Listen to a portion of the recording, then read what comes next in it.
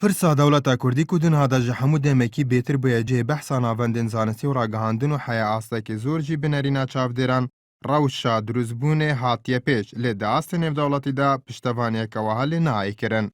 Herçend dewletên Rojava li Çaredî jî diajda baweyekê sereke pişt bi Kurdan girê didin.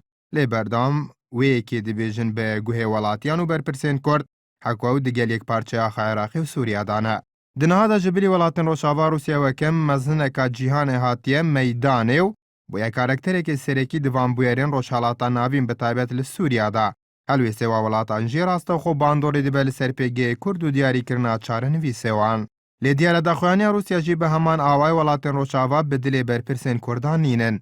Ev di bersiva pirsarekê de sebaret bi damezrandina dewleta Kurdî li Sûriya Maria Zakharov peyvdarê Wezareta Derveya Rûsya ragihand.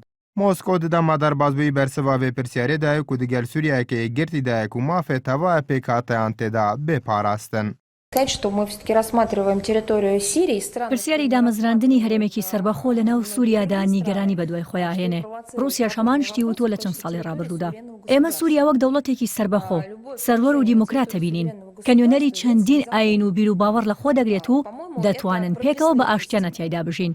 هەمیشە وتومانە کە ئێمە ئەم دەوڵەتە بە دابەشنەکراوی دەبینین. هەر لەسەر پرسا دەوڵەتا کوردی نوێنەری رووسیا لە نەتەوێن یەکبووی دەبێژە هەرچەندە وڵاتێن ڕێز لە داخوازیە کوردا دەگرنج بۆ سەربەخۆیە لێ دیگەل یەک پارچەیە ئاخا عێراقی و سووریادانە. ڤیتالی چۆرکین نوێنەری رووسیا لە نەتەوێن یەکبووی دچاپێکەفنێکێدا لەگەڵ ڕۆژنامەیە کۆمیر سانتسا رووسی سەبارەت بە هەلووی سێ رووسیا لەسەر چێکردنا دەوڵەتا کوردی ڕاگەهاندیە.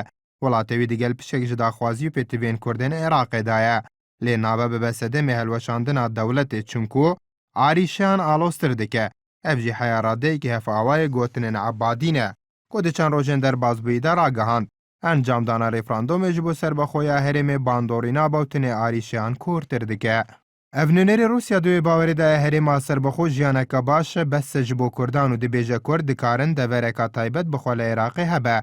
Lê di niha de li devereka dina Iraqê jiyaneka xweştir hene. Hatina da ji bo deveran û vegeraniya Rûsya ji bo meydana hevrekên rojhilata navîn pirsa dahatiyê Kurdan û dewleta Kurdî kiriye cihê giringiyan navendên Moskow û Washington. Herçend li siyaseta fermî de her du welat digel vemana yekparçeya axa Iraqê de ne. Lê zelalnîne berjewendiyên siyasetiyan pişt perdê bi çi arasteyekî de derbas dibin.